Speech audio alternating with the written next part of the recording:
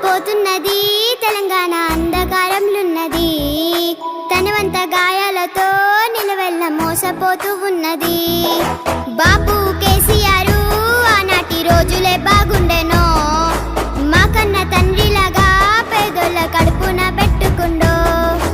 ఆగమైపోతున్నది తెలంగాణ అంధకారంలున్నది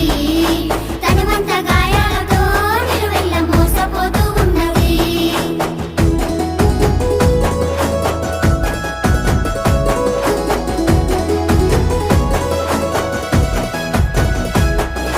హామీల మేనిఫెస్టో